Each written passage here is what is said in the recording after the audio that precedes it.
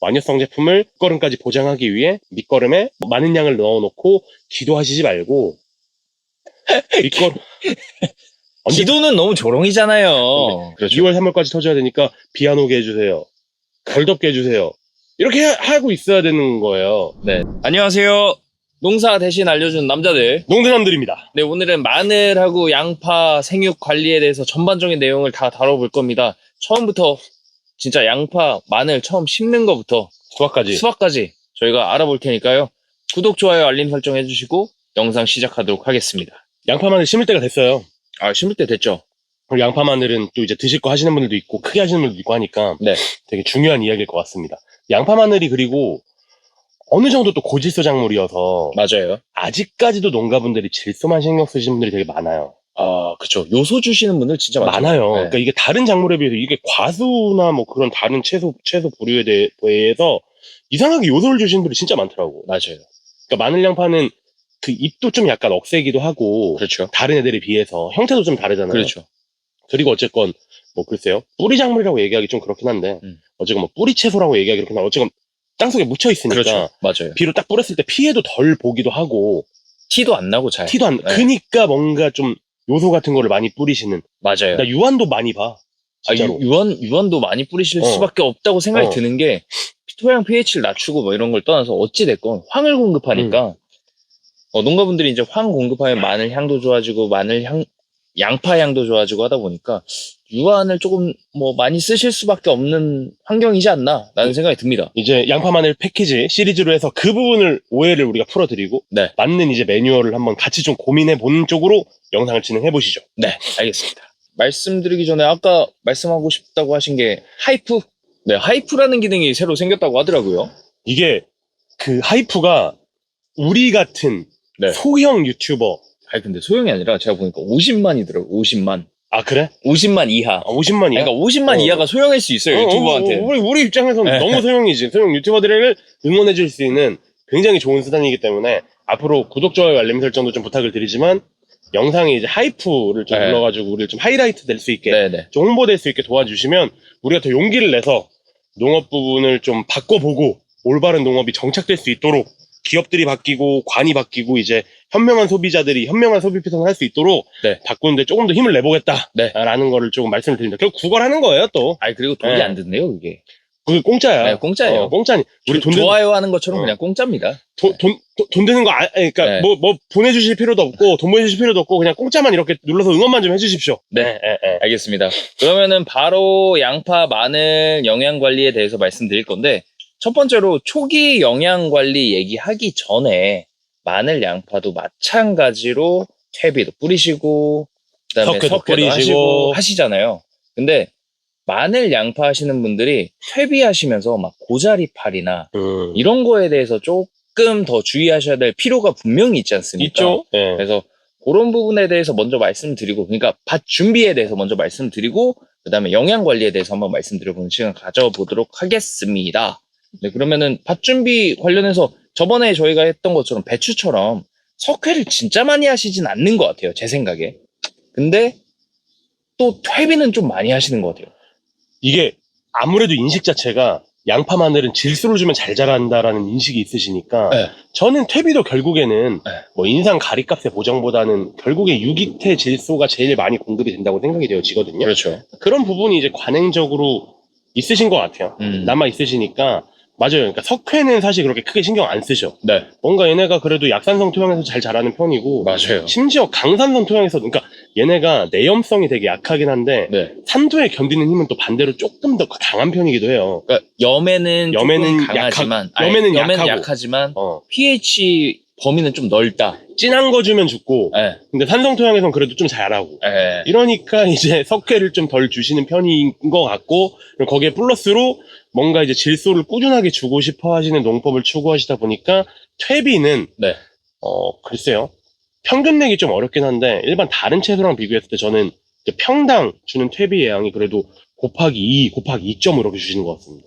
맞아요. 네. 그리고 이게 관행상 벼를 이제 빼고 심으시는 경우들이 많아서 제 생각에는 또 이게 시간이 조금 부족하신 분들도 어느 정도 있으실 것 같아요. 이게 어느 정도 석회를 하려면 한 달 전, 뭐 한 달 반 전부터 이제 좀 넣어주셔야 되는데, 이게 또 석회가 근처에 들어가면 질소들이 막 휘산되지 않습니까? 맞아요. 그래서 그런 것도 좀 주의하면서 해 주셨으면 좋겠다는 생각이 있습니다. 이게 조금 다른 얘기긴 한데, 그러니까 그럴수록 그러니까 저는 이 영상의 결론이, 네. 그러니까 질소 말고 다른 양분도 더 신경을 써야 된다가 결론일 것 같거든요. 네.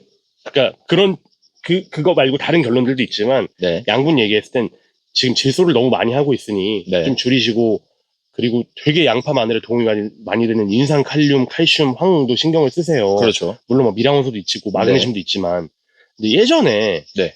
그 지역 말하기 좀 그렇긴 한데 전북 쪽에서 월동 감자 저희가 시범 그렇죠, 재배를 그렇죠. 했었잖아요. 아니, 뭐, 말씀하셔도 되죠. 그래요? 네. 김제 쪽에서. 네. 그죠? 근데 거기도 전형적인 패턴을 봤었던 게, 그, 수도자 끝나고, 그렇죠. 가니하우스 진 다음에 월동 감자 하는 거잖아요. 거기 너무 신기해요. 어떻게 하우스를 그때그때마다 지으셔? 하우스 골재를 바로 여기 맞아요. 옆에 세워놓고. 논두렁에다 네. 세워놓으시고 바로 하시잖아요. 근데 네. 그런 거 우리 그때 느꼈던 것처럼, 그러니까 벼가 도복된 자리는 맞아요. 그대로 감자도 다 썩어요. 그러니까 다 썩는다고 하긴 하는데 감자 수확량이 되게 많이 차이가 납니다. 그렇죠. 그러니까 이렇게 똑같이 일항이 있다고 했을 때, 네. 이쪽은 수도작이 도복된 라인이고 이쪽은 도복이 되지 않은 라인이라고 하면 도복된 라인에 심었던 감자들은 무너집니다. 맞아요. 근데 도복되지 않은 라인에 심었던 감자들은 잘 자라요. 그렇죠. 그러니까 이것도 마찬가지로, 그러니까 논토양을 말씀해 주셔서 얘기하는 건데, 논에 꽤 많은 양의 질소가 이용 가능한 형태로 존재를 합니다. 이미. 예. 네. 근데 거기에 이제 밑거름부터 퇴비를 많이 넣어주시고, 그렇죠. 뭔가 밑거름에 질소를 많이 넣어주시고, 그렇죠. 밑거름에도 질소를 많이 넣어주시고 하면은 이 친구는 질소 과잉이에요. 맞아요. 과잉으로 진단이 내려져요. 네. 그러니까 특히나 논토양에서 하시는 분들, 이미 논토양의 질소가 꽤나 이용 가능한 형태로 있기도 하고, 그리고 플러스로 논토양 자체는 배수가 약간 불량하기 때문에 그렇죠. 질소의 침출이 제한적이어서 맞아요. 다른 토양이나 다른 작형으로 하시는 분들보다는 질소질 12량에 굉장히 민감하게 가셔야 됩니다. 그렇죠. 예, 이 말씀을 꼭 드리고 싶었어요. 맞아요. 그래서 이제 그 질소 부분 같은 경우를 아까도 처음에 말씀해 주셨지만 조금 줄이고 다른 양분을 좀 더 신경 쓰는 것도 하나의 꿀팁인 것 같습니다. 질소에 쓸 돈을 다른 양분에 조금 더 쓰자라는 거죠. 요소 유한 쓰지 말고. 예. 근데 그렇게 따지면 사실 돈이 늘어나긴 해요. 네네네네네. 돈을 다른 데 쓰자고 했는데 예. 아무래도 질소 유한이 좀 저렴한 비료에 속하다 보니까. 맞죠. 아무래도 양을 조금 절감하시고, 네네. 양파 마늘 수확량을 늘리시고, 네. 네, 그런 부분까지 우리 한번 같이 생각을 해봅시다. 네. 그렇게 하다 보면은 이제 제 생각에는 이제 밑에 까는 거, 그러니까 이제 밑거름 부분을 이제 얘기를 해야 될 것 같은데, 밑거름 같은 경우가 저는 많이 안 하셨으면 좋겠어요. 요게 네. 평균적으로 어느 정도 하실까요? 300평 기준으로. 300평 기준으로 보통 이제 마늘, 양파, 뭐 전용 비료가 있잖아요. 가시니까. 네, 전용 비료가 있는데 보통 제가 알기로 그래도 한 90kg 정도는 하시지 않나. 저는 90kg, 80kg보다 훨씬 많이 한다고 생각해요. 실제로. 근데 요즘에는 그래도 좀 많이 줄이시지 않았나요? 그래도 많이 하셔. 막 120kg 막 이렇게 하던 때는 좀 아니지 않아요, 그래도? 그래도 100kg, 120kg 하시는 분들 되게 많으시고, 네. 그리고 이게 그 제주도 같은 데는 막 또 200kg 막 두 배. 네. 넘게 하시고 막 이러시니까, 네네. 저는 그 부분은 용욱 씨 의견이랑 동일하게 줄이시는 게 맞다고 생각합니다. 저도 무조건 줄여야 된다고 생각해요. 밑거름을 사실 저희가 이제 표도 하나 준비를 해놨는데 그 시기 때 생각보다 그렇게 많이 못 먹습니다. 얘는 양분을. 정확하게 말한다면 그 종자라고 얘기하기는 좀 그렇긴 한데 어쨌든 모종이 갖고 있는 에너지만으로 활착 되고 적당히 겨울만 나게 해주면 되는 거예요. 맞아요. 양파 마늘이 이제 맺히고 자라는 거는 봄입니다. 추비 시즌이에요. 추비 시즌. 그렇죠. 그러니까 추비 시즌에 맞춰가지고 양분을 주셔야지 뭔가, 그러니까 이렇게 생각하시면 좋을 것 같아요. 정식 얘는 특이한 작형으로 어쨌건 그 겨울을 견디게 되잖아요. 대부분이. 그렇죠. 뭐 안 그런 경우도 있습니다만 겨울을 견디잖아요.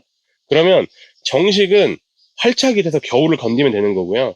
그 다음에 이제 해빙되면 물과 함께 양분들이 다량으로 들어가서 양파들이 생기고 양파들이 커지고 양파들이 발달되면 되는 겁니다. 맞습니다. 그러니까 저는 양파 마늘 쪽은 특히나 밑거름보다는 웃거름 쪽에 훨씬 더 신경을 쓰는 게 맞다라고 생각이 되어져요. 맞아요. 네네. 저도 그렇게 생각하는데 그래서 나오는 얘기들이 이제 그러면 앞에 조금만 들어가도 되니까 관유성을 쓰면 되는 거 아니야? 그죠. 왜 소크성을 써? 뭐 이런 얘기를 하시는 분들도 있고, 요즘 특히나 마늘 양파의 완효성 제품, 뭐 질산화 억제제가 들어간 제품이라든지 코팅 제품이라든지 이런 걸 좀 많이 쓰시는 것 같아요. 그래서 그 부분에 대해서 조금 심도 있게 얘기해 보는 것도 괜찮을 것 같습니다. 양파, 마늘 쪽에 완효성 제품, 그러니까 완효성 제품들은 저희가 일단 기본적으로 석유성 제품에 비해서 특히나 이제 채소류나 원유작물 쪽은 그렇게까지 적합하지 않다라고 말씀을 드리는 게, 일단 첫 번째로 완효성에서 양분이 유효화되는 그 시간 자체가 실험실과 이런 오픈된 노지 부분은 너무나 차이가 많이 난다. 아, 크죠. 많이 차이가 크죠. 그러니까 네. 차이가 너무 많이 나기 때문에 네. 이게 보장받을 수가 없다라는 거죠. 그러니까 쉽게 얘기해서 이 비료는 1개월 있다 한번 터지고 2개월 있다 터지고 3개월 있다 터집니다. 총 30%, 30%, 40% 터집니다라고 하는 게 거짓말이라는 게 아니라 그게 실험실에선 돼요. 항온항습을 맞춰진 실험실에서는 그게 되는데 이게 그냥 지금 뿌리면은 언제 30%, 30%, 40% 터질지 모른다는 거예요. 아, 그렇죠. 그렇기 때문에 특히나 양파, 마늘은 내염성이 약하다고도 말씀을 드렸잖아요.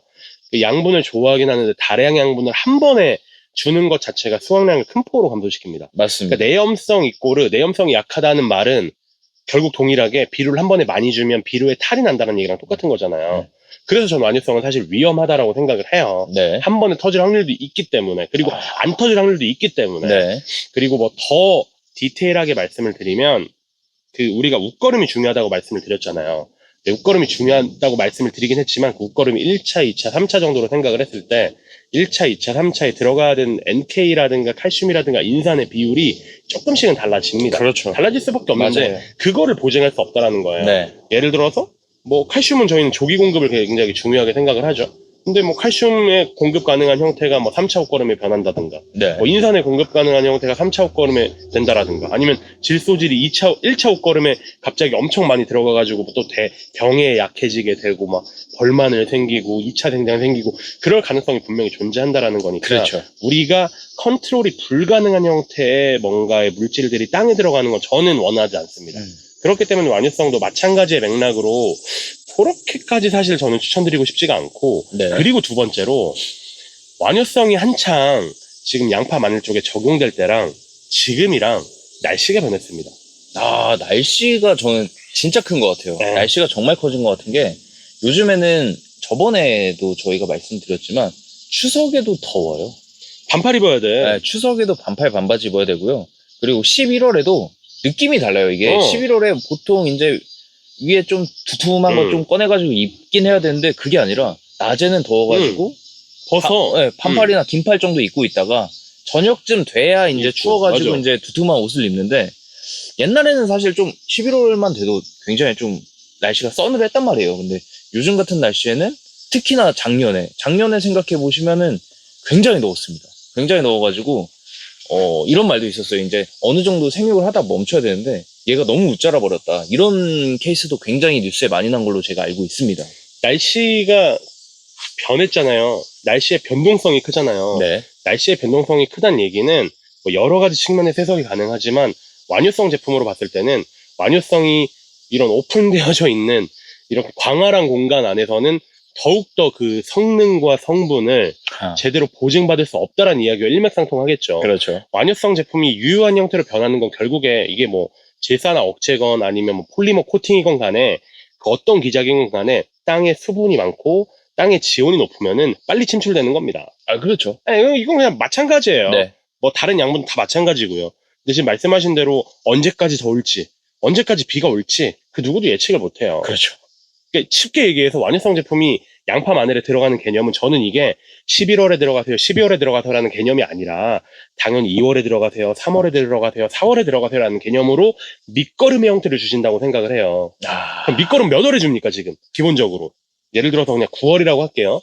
네, 뭐 9월도 늦을 수 있죠. 9월에 준다고 그냥 하겠습니다. 네. 그러면 9, 10, 11, 12, 1, 2 그러니까 6개월 있다가 터지고 7개월 있다 터지고 8개월 있다 터지면 되는 거예요. 좋아요. 뭐 비율이 조금씩 달라져야 되잖아요. 그것까지 오케이고 그냥 편하잖아요. 근데 문제는 날씨가 너무 많이 변했기 때문에 9월에 터지고 10월에 터질 수도 있다라는 거예요. 근데 9월에 터지고 10월에 터지는 거는 많은 양의 양분이 절대로 필요하지 않다라는 겁니다. 맞습니다.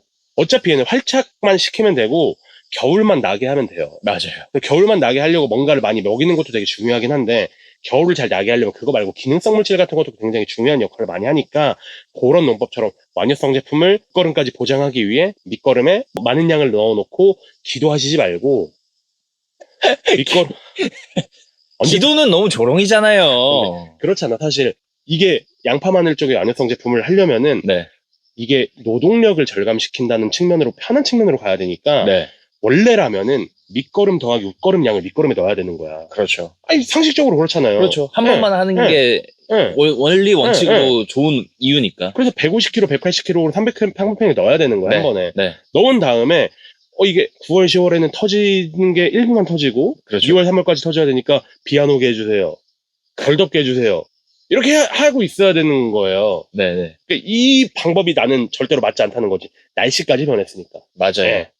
그리고 저는 결정적으로 이제 아까 말씀해 주신 게 이제 완효성을 사용을 하면은 2월, 3월에 터지는 걸 좀 기대하고 사용을 하시잖아요. 근데 완효성 쓰시고 똑같이 2월부터 물 주시고 2월부터 웃거름 또 주시고 추비합니다.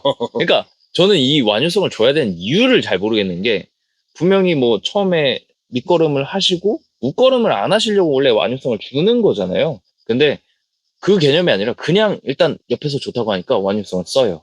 그리고 추비를 또 2월부터 주십니다. 2월, 3월, 4월 이렇게 주세요. 그러면은 제 생각에 도대체 완효성을 왜 쓰는 거야? 완효성을 써야 될 이유가 저는 없다고 생각하거든요. 이렇게 되면. 그러니까 이게 약간의 또 그 용어의 오해일 수 있는 것 같은데, 그러니까 제가 생각했을 때는 요게 두 가지 개념이 있을 것 같은데, 첫 번째로는 뭔가 한 100 정도를 줬어요. 네. 100 정도가 이게 우리가 생각하는 방향으로는 100 정도가 2월 달에 70이 돼. 네. 그러니까 30은 들어간 거지. 그렇죠. 3월 달에 50이 돼. 네. 20이 들어간 거지. 그렇죠. 4월 달에 0이 돼. 네. 50이 들어간 거지. 그렇죠. 이 패턴이어야 되는데 네. 농가분들께서는 이런 생각도 하시는 것 같아요. 100을 줬어. 네. 100을 주면은 이게 키우는 생육일수가 100일이라고 가정을 하면 하루에 1씩 주고 있는 거야. 그러니까 1씩 꾸준하게 지금 주고 있는 거야, 작물에. 네. 근데 그런 컨트롤이 되게 어려워요. 그거는 안 되죠. 사실 안 되죠. 그리고 완전 틀린 게 네. 아까 전에도 말씀드렸지만 양파만을 100일 키운다고 하면은 초반 50일이랑 후반 50일 필요한 양분의 양이 거의 비율이 20대 80 정도 될걸요? 맞아요. 처음에는 진짜 거의 안 먹어요. 네. 그러니까 이게 100일 줬을 때 100일 동안 1씩 터지는 게 아니라 0.1씩 50일 터지고 그 다음에 0.1씩 50일 터졌으면 95 남았지. 그죠. 뭐 한 10에 가까운 양이 이렇게 계산도 안 돼. 9.5 나누기 50 하면 얼마야? 아무튼 4.5? 네. 한 4 정도씩 매일매일 터지고 요 개념으로 가야 되는데 그렇게 세팅할 수 있는 제품은 없어요. 그렇게 제품이 세팅돼서 이 안에서 이 땅 안에서 그렇게 침출될 수 있는 제품은 없어요. 저희가 알기로는 없어요. 그렇죠? 네. 있을 수도 있죠. 근데 저희가 아는 제품은 없잖아요. 국내에 나온 건. 제품의 세팅과는 무관하게 이 땅에서 그걸 어떻게 보증해? 그러니까 저희가 아는 건 없지. 오케이. 우리가 아는 건 없어. 네, 우리가 아는 건 없지. 우리가 있을 수도 있으니까. 그걸 또 저희가 단정지어서 말하면 야 이거는 또 이게 있어 막 이러면은 또 전화 올 수도 있고. 네, 전화 올 수도 있으니까. 우리 건 돼 막 이러면. 우리가 아는 한 없어요. 네, 우리가 아는 한 없으니까. 그래서 이 채소류들은 짧게 단년생으로 키우는 채소류들은 이거 괜히 겨울 넘긴다고 단년생 아니라고 하지 마십시오. 이것도 단년생이에요. 네, 이런 단년생 애들은 소크성이 들어가야 되는 거예요. 그렇죠. 컨트롤이 돼야 되는 거예요. 맞습니다. 그리고 이게 되게 큰 오해인 게 이게 양파 마늘 완효성 얘기하다 보니까 이것까지 또 정리를 해드리고 싶은데 왜 예를 들어 그런 거 있어요. 속효성 질소는 작물들이 다 빨아먹었어.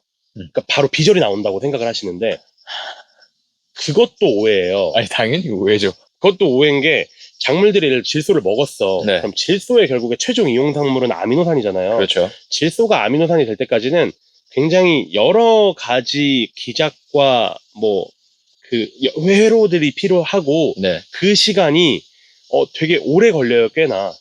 이게 시기마다 다르지만 진짜 짧으면은 몇 시간이면 된다고 하는 것도 있지만 이제 조금 복잡한 사슬 구조나 그다음에 생육 상태 그다음에 환경에 따라서 최대 한 달까지도 걸린다는 그런 자료들을 제가 봤던 것 같습니다. 100의 질소를 넣어주면 100의 질소가 흡수됐잖아? 네. 그럼 그 중에 100의 질소가 요이 땅하고 바로 아미노산 되는 게 아니야. 그냥 질소 형태로 체내에 여러 가지 분배가 돼. 그렇죠. 분배가 된 다음에 또 그 안에서 또 이제 아미노산이 되고 그 안에서 아미노산 못 된 애들은 질소 형태로 남아있다가 또 아미노산 되고 그렇기 때문에 그렇죠. 이게 바로 완효적이고 지효적인 과정인 거예요. 네. 토양이 아니라 작물 내에서. 네. 그러니까 지금 속효성 넣어주면 야 얘네가 9월 달에 다 빨아먹으면 10월, 11월, 1월, 2월은 뭐해? 상관없어요. 10월, 10월, 11월, 1월, 2월, 12월 그 안에는 얘네가 작물체내에서 작용을 하는 기간인 거예요. 그렇죠. 그 개념으로 생각을 해주셔야 된다는 거죠. 네. 네. 조금 정리가 굉장히 좀 어렵게 저희가 많은 말씀을 드렸는데 일단 완효성하고 속효성부터 정리를 해보고 가겠습니다.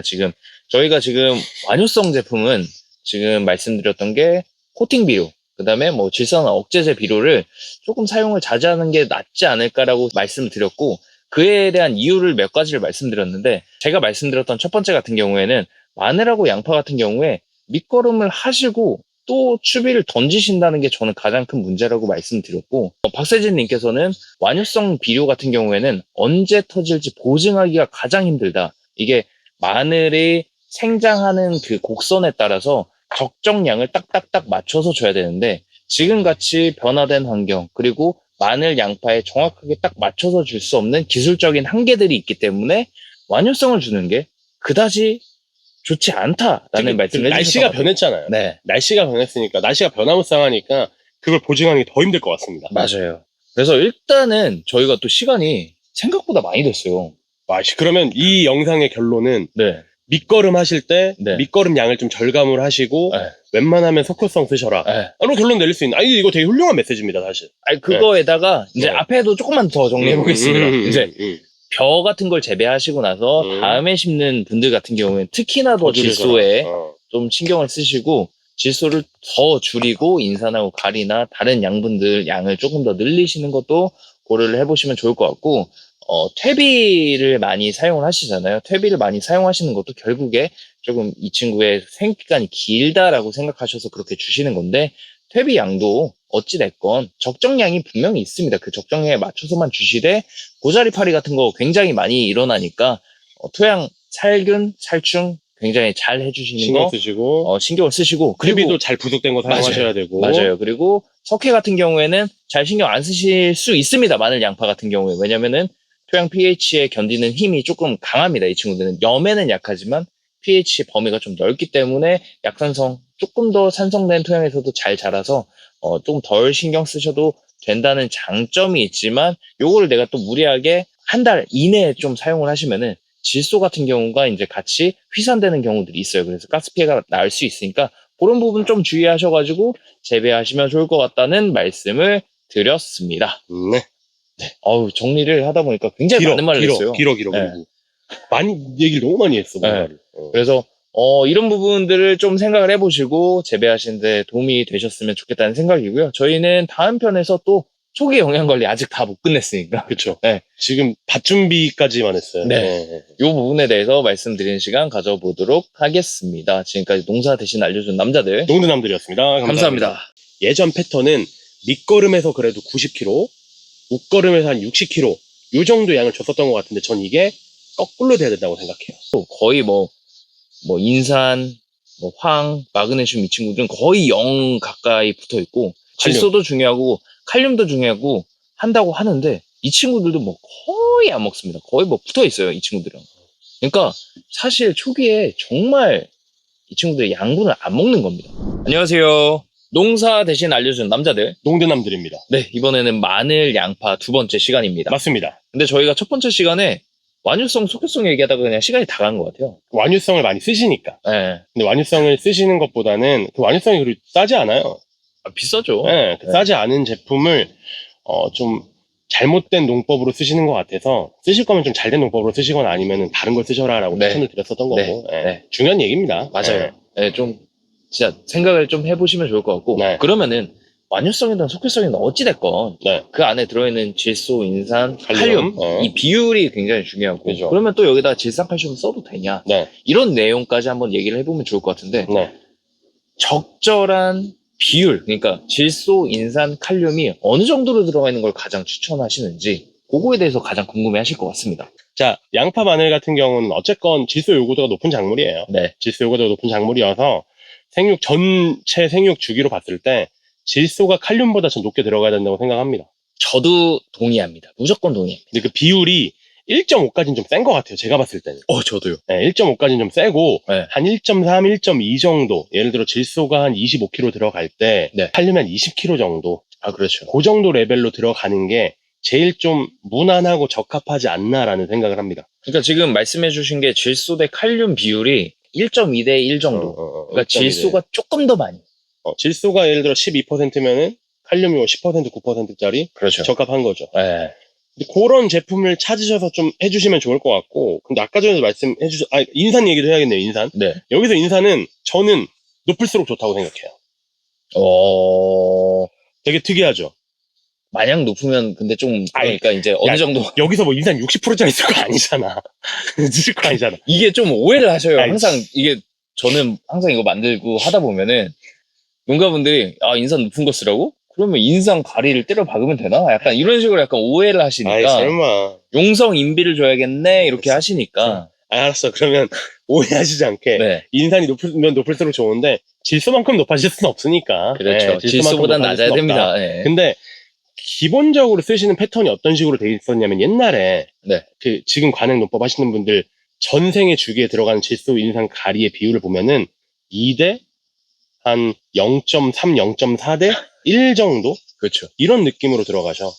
질소가 정말 많이 들어가고 인산은 거의 신경 안 쓰시고 칼륨은 뭐 질소의 반 정도. 그치, 그 정도. 질소의 반보다 조금 높은 정도, 네. 반 정도. 그 정도 패턴으로 하실 거예요, 아마. 맞아요. 뭐, 난 안 그런데 하시는 분들도 이제 농작업 일지 같은 거 잘 보시고, 연면 시비하신 거 잘 보시고, 뭐 이렇게 밑거름 주신 거, 옷거름 주신 거 다 더해보면은 거의 이 비율에. 맞아요. 제가 평균 냈을 땐 그렇습니다. 맞아요. 근데 저는 이 패턴에서는 질소는 좀 줄이셔야 되고, 가린 좀 늘리셔야 되고, 인산은 조금 늘리는 게 아니라 굉장히 대폭 늘려야 된다고 생각을 합니다. 맞습니다. 질소 인산 가리가 왜 그런지는 나중에 얘기할게요. 제가 비율만 여쭤봤으니까. 그러면 이 얘기를 듣고 오해하실 수 있는 게, 오케이. 그러면 나는, 뭐 25, 18, 뭐 20짜리 비율을 찾겠다. 그 비율을 주겠다. 오케이. 그렇게만 바꿔도 저는 성공이라고 생각을 해요. 네. 성공이라고 생각하는데, 플러스로 하나 생각을 하셔야 되는 게, 네. 칼슘 얘기를 또 안 할 수가 없어요. 그렇죠. 칼슘 무조건 넣어야죠. 양파, 마늘 같은 애들은 또 칼슘 결핍을 쉽게 관찰할 수 있잖아요. 그렇죠. 예, 어쨌건 잎끝 파는 걸로 맞아요. 10번으로 굉장히 쉽게 관찰할 수 있습니다. 네. 그리고 어쨌건 칼슘도 양파, 마늘이 많이 먹어야 되는 양분의 3등 차지하고 있어요. 3등. 그렇죠. 보통 3등이더라고요. 3등 차지하고 있는 양분이니까 신경을 써야 돼요. 네. 그러니까 지금 패턴으로 칼슘 영양제 준다, 그다음에 칼슘제 줬다, 석회줬다 하는 패턴으로는 칼슘의 절대량을 무조건 충족 못 시킨다고요. 그러니까 연면 11호는 아예 절대 그 양을 줄 수는 없고 효율 얘기하는 게 아니라 석회로도 그게 그만큼 녹지가 않으니까 이건 그만큼 효율 줄 얘기하는 수 없고. 거예요. 네. 연면 시비는 효율적으로는 줄 수 있는 방법이긴 하지만 절대량을 충족을 못 시키고 네. 석회는 절대량을 충족시킬 수는 있지만 효율적으로 되는데 안 녹으니까 안 들어간다. 맞아요. 그럼 결국엔 밑거름과 옷거름에 녹는 형태의 질산칼슘이 들어가야 돼요. 근데 질산칼슘이 들어간다는 이야기는 칼슘도 주지만 질소도 준다는 이야기잖아요. 맞아요. 그죠? 네. 그러니까 아까 전에 제가 얘기한 것처럼 질소가 칼륨보다 한 그래도 0.5배, 네. 0.5배까지는 좀 많으니까 0.3배, 0.2배는 들어가야 됩니다라고 얘기하는 게 네. 틀렸다고요. 그러니까 네. 틀렸다가 아니라 질산칼슘까지 생각을 하면 그 비율을 다시 조정해야 된다고. 그렇죠. 그러니까 질소랑 칼륨이 약간 동가 네. 혹은 대부분의 경우는 질소가 칼륨보다 낮은 형태의 비율을 써야 돼요. 그러니까 질산칼슘을 넣어줄 것까지 감안을 그렇지. 해서 2단계에 걸쳐서 이제 변화를 해야 돼. 변신을 해야 되는데 네. 1단계 변신. 네. 질소가 칼륨보다 2배가 들어가게 주는 게 아니라 네. 질소가 칼륨보다 0.3배, 0.4배만 들어가게 주자. 네. 질소를 줄이고 칼륨을 늘리자. 네. 그리고 인산도 늘리자. 네. 까지 바꿔주셔도 오케이. 네. 근데 조금 더 신경 쓰실 거면 거기 질산칼슘을 없자. 그 대신 그렇죠. 질산칼슘을 없는 대신 질소가 칼륨보다 적게 들어가는 복합 비료로 바꿔라. 왜냐면 질산칼륨에서 질소를 보정받을 수 있으니까. 맞습니다. 이렇게 정리드릴 수 있을 것 같습니다. 네.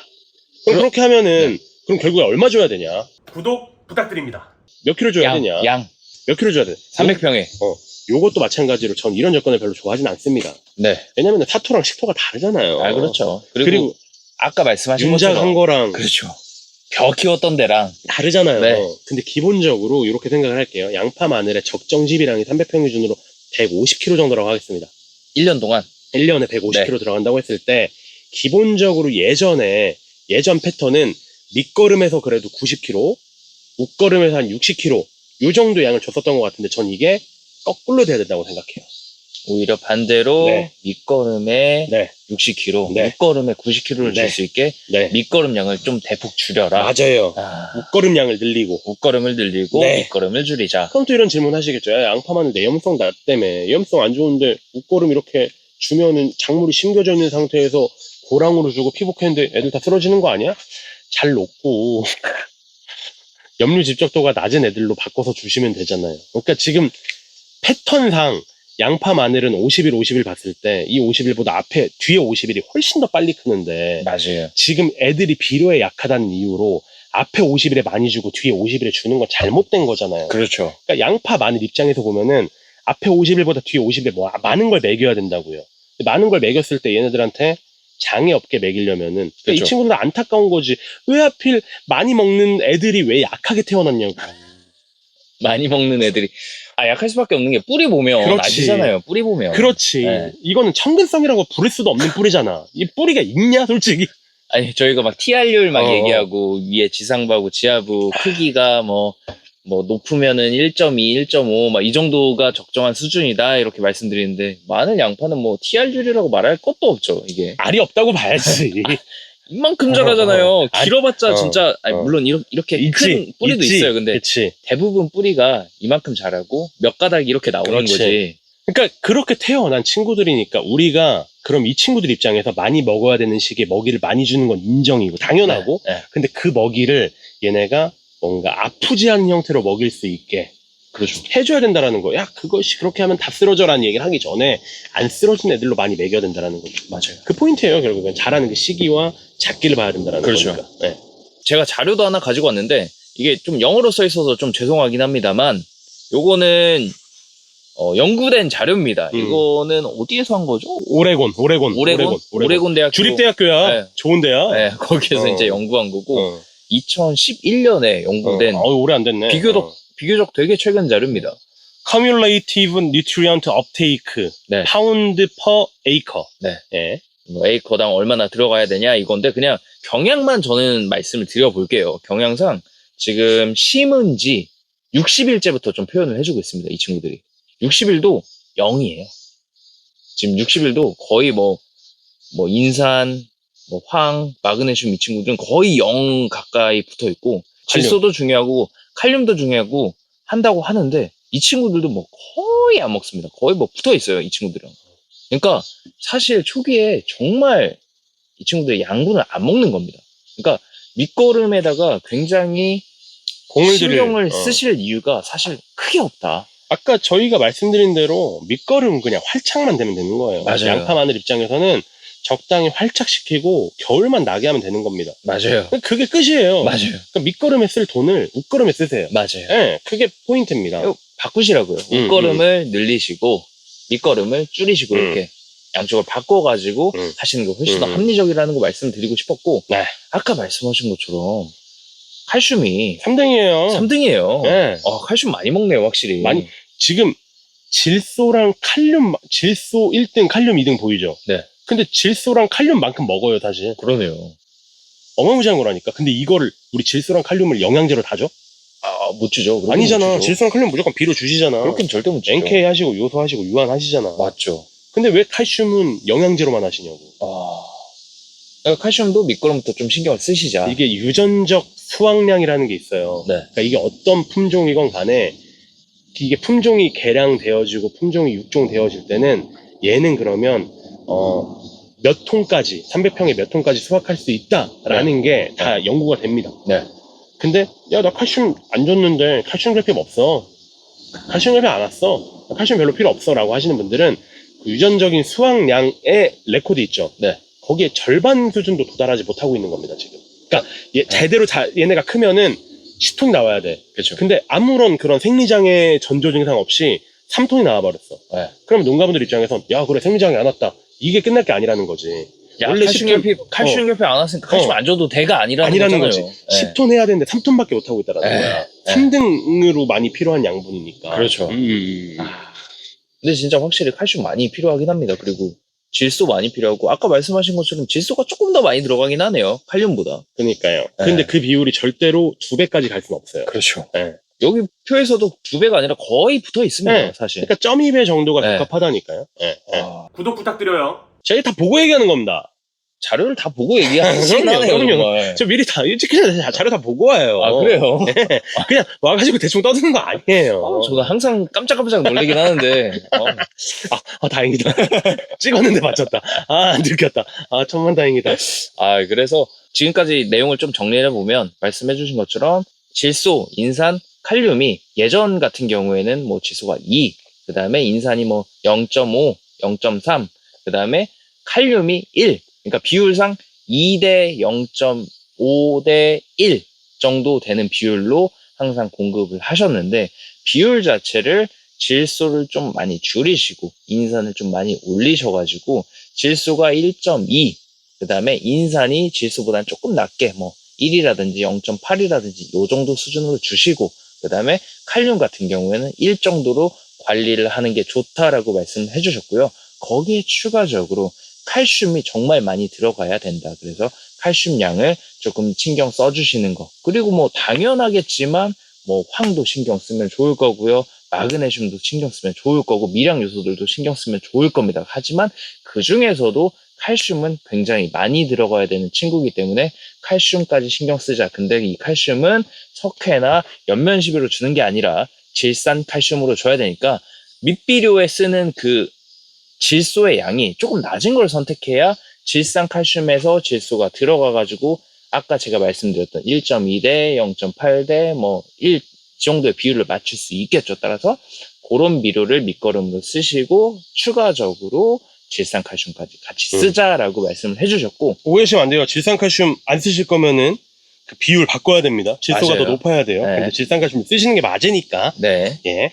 그리고 비율 같은 경우에는 그냥 되게 단순했어요. 이게 지금 관행적으로 90kg 정도를 밑거름에 쓰고 그 다음에 60kg를 웃거름에 썼는데 요걸 바꾸자. 그냥 밑거름을 60kg 정도 쓰시고 웃거름으로 90kg를 주는 방법이 훨씬 더 효율적일 수 있다로 말씀을 해 주셨습니다. 네. 정리 깔끔해요. 감사합니다. 그러니까 포인트는 어쨌건 밑거름 줄이고 밑거름에 쓸 돈을 웃거름에 투자하자. 네. 그리고 질소를 줄이고 칼륨이랑 인산에 투자하고 칼슘도 투자하자 이 얘기입니다. 네. 예. 뭐 지금까지 나온 얘기들을 생각해 보시면 어느 정도 다 동의가 되실 것 같아요. 요즘에 옛날하고 많이 바뀌었어요. 농가분들도 굉장히 많이 바뀌어가지고 그렇게 하는 게 맞아라고 생각해 주시는 분들이 많기 때문에 저희 하는 얘기에 대해서 어느 정도 또 동의를 해 주시지 않을까라는 생각이 들고, 그러면은 저희가 여기까지 이번 시간에 말씀드려도 될 것 같긴 합니다. 네. 그리고 다음에 얘기할 게 또 많아요. 맞아요. 네. 그러면은 저희가 여기까지 한번 정리해보고 다음 시간에 뭐 칼륨의 역할, 칼슘의 역할, 인산의 역할 하면서 월동기를 준비할 때 뭐가 또 중요한지, 뭐 부직포를 씌우고 이런 것도 당연히 중요하겠지만 양분적으로도 어떤 게 어떤 효과를 낼 수 있는지에 대한 내용을 좀 말씀드려보는 시간 가져보도록 하겠습니다. 네. 그럼 지금까지 농사 대신 알려준 남자들 농대남들이었습니다. 감사합니다. 이유를 설명드리긴 할 건데 네. 그 전에 그냥 하세요. 그러니까 일단 나 믿고 해라. 네, 그냥 하세요. 네. 다른 작물들은 필요가 없겠으나 네. 얘는 월동을 해야 되니까 칼슘과 해조제 정도는 월동 전에 한번 좀 적용을 해보시는 것을 적극 추천드립니다. 안녕하세요. 농사 대신 알려주는 남자들 농대남들입니다. 네, 양파 마늘 세 번째 시간입니다. 저희가 그동안 뭐 완효성 얘기도 하고 밑거름으로 어떻게 줘야 되는지 양 비율 이런 얘기도 했습니다. 그러면은 지금 저희가 비율 늘려서 주라고 한 게 결국에 칼륨, 칼슘, 인산 그리고 질소 줄여라 이런 얘기를 했었잖아요. 맞아요. 그러면은 이걸 왜 그렇게 해야 되는지 사실 궁금하실 거예요. 그 이유가. 그쵸? 네. 궁금해 하실 수 있죠. 근데 일단 이유를 설명드리긴 할 건데 그 전에 그냥 하세요. 그러니까 일단 나 믿고 해라. 네, 그냥 하세요. 질소 줄이시고 칼륨 늘리시고 인산 늘리시고 칼슘 주세요. 질산칼슘 주세요. 그냥 믿고 하세요. 믿고. 이건 다 검증된 거니까. 이렇게 딱 확실하게 얘기하겠습니다. 와, 근데 이 정도면은 좀 확신이 확실히 있으신가 봐요. 그냥 해요 이렇게 하는 거잖아요 지금. 믿고 해요. 네, 뭐 안 되면 책임지겠습니다 이런 얘기는 좀 그렇긴 한데 안 될 리가 없어. 안 될 수가 없어. 그렇죠. 그러니까 왜 그런 얘기를 하는 거냐면 요 그래프 보시면 그냥 되는 거예요. 질소가 1등, 칼륨이 2등, 칼슘이 3등이잖아요. 그렇죠. 여러 번 말씀드리지만 근데 우리는 지금 이게 관행을 어떤 패턴으로 주냐면 질소가 여기 있고 칼륨이 여기 있고 칼슘이 여기 있지 않습니까? 근데 이게 지금 우리가 관행적으로 어떻게 주냐면 질소를 이만큼 줘요. 보이실려나? 여기 카메라에다가. 질소를 네. 이만큼 줘요, 이만큼. 이만큼 주고 칼륨 이만큼 줍니다. 네. 칼슘 이만큼 줘요. 네. 이 갭 때문에 지금 유전적인 최대 수확량이 이루어지지 않는다라니까요. 그렇죠. 그리고 이 안에서 안 좋은 점들이 너무 많이 생깁니다. 질소를 이만큼 주니까 애들이 병에 더 오는 거예요. 병에 더 걸리는 거예요. 요즘에 또 그것도 아시죠? 온도가 높아져가지고 원래 9월 이럴 때 10월 넘어가면 방제를 안 하시잖아요. 맞아요. 근데 요즘엔 방제를 해야 해야 돼. 온도가, 날씨가 변해서. 날씨가 변하니까 방제를 하시더라고요. 원래는 안 하셨는데 음. 그래서 원래 방제하실 때 영양제 같이 섞어서 주시잖아요. 그래서 맨 처음에 심고는 영양제 안 줬는데 요즘에는 방제하시는 겸 해가지고 영양제 섞어서 이렇게 주시는 경우들이 좀 생겼어요. 맞아요. 그래서 확실히. 그래서 신기하게 뭐 저희가 좀 이따가 말씀드릴 거지만 다른 것도 할 수 있게 되었다. 맞아요. 다른 뭐 이렇게 기능성 물질, 기능성 영양제도 물질 주실 수 넣어주고. 있게 되었다라는 건데, 요는 어쨌건 생육 패턴에도 맞지도 않고, 맞아요. 그 생육 패턴에 맞지 않게 질소를 주니까 질소가 참 좋은 양분이고 양파 마늘이 고질소 요구 작물이긴 한데 너무 고질소로 가게 되니까 병이 많이 옵니다. 병 많이 오죠. 양파 마늘은 무조건 병이 많이 와요. 안 네. 그래도 병이 많이 오는 친구들인데 네. 질소를 더 주니까 병이 더 와요. 맞아요. 그러니까 그 패턴을 바꾸려면 질소를 이만큼에서 이만큼으로 줄이고 칼륨 이만큼에서 이만큼으로 늘리고 칼슘 이만큼에서 이만큼으로 늘리라는 거예요. 인산도 조금 더 늘려주시고. 인산은 말해 뭐합니까? 네. 저번 시간에 용욱 씨가 말씀드렸잖아요. 얘네 뿌리 있습니까? 뿌리 요만하잖아요. 긴 거 수염 뿌리처럼 나온 거 몇 개 있긴 한데 메인 뿌리는 요만하잖아요. 얘네가 진짜 슬픈 애들이에요. 그 양파, 마늘, 쪽파, 뭐 대파, 뭐 부추 다 한통속이라고 하면 뭐라고 해야 되냐? 가족, 비슷한 친척들. 친척들이잖아요. 친척들인데 이 친구들은 되게 불쌍한 게 그 뿌리 길이. 네. 아까 저번에 TRU라고 표현을 했는데 어쨌거나 뿌리 길이로 갈게요. 그냥 네. 지상부에 비교한 뿌리 길이가 다른 작물보다 훨씬 더 짧습니다. 엄청 짧죠. 말도 안 되게 짧죠. 막 제가 지금 정확하게 자료 기억이 안 나는데 그런 그라스류들 있잖아요. 뭐 네. 호밀, 수단그라스 네. 이런 내염식물들. 네. 그런 애들은 내염식물인 이유 자체가 튼튼하게 뿌리 깊게 뻗고 그 뿌리를 통해서 뭔가 그런 흡수 안 되는 애들도 잘 흡수하고 그렇죠. 체내에 저장하고 이래서 그렇죠. 내염식물인 거잖아요. 제염식물인 거잖아요. 네네네. 그런 애들이랑 뿌리 비교를 상대적으로 비교했을 때 거의 한 10배 차이 날 거예요. 10배가 뭐예요? 제 생각에 그냥 딱 봐도 10배보다 훨씬 더 날 것 그러니까 같아요. 뿌리 길이 말고 상대적인 뿌리 길이. 지상부 대 지하부의 상대적인 뿌리 길이가 그렇죠. 10배 차이 날 겁니다. 그러니까 그렇게 뿌리가 얇은 작은 친구니까 얘네 인산 흡수 됩니까 안 됩니까? 안 되죠. 안 되죠. 네. 근데 문제는 뭐냐? 단위 미리그램당 인산의 흡수량 있죠. 네. 그게 양파, 마늘 같은 친구들이 제일 높은 축에 속합니다. 그러니까 양파, 마늘은 인산을 못 먹는 태생적인 구조를 가지고 있는데 심지어 얘네는 인산을 좋아한다는 얘기잖아요. 좋아해요. 그러니까 슬프게 진화한 친구들이에요. 그러니까 인산을 못 먹게 진화가 됐는데 네. 인산을 많이 먹고 싶어요. 네. 이게 개슬프지 않아요? 근데 이게 봐봐요. 인산을 못 먹게 진화했어. 네. 근데 인산을 많이 먹고 싶어 해. 네. 그러니까 인산을 많이 먹고 싶어 하니까 인산을 넣어줍니다. 네. 뭐 우리가 인산의 종류들 얘기했었잖아요. 과석이었던, 용과류였던, 용광민이었던. 인산을 막 넣어줘요. 네. 넣어주는데 이런 애들도 흡수할 수 있냐고. 잘 못하죠. 흡수 못하잖아. 네. 못하게 되니까 근데 또 문제는 뭐냐. 얘네 내염성이 약하잖아. 그렇죠. 그러니까 또 쓰러지는 거야. 네.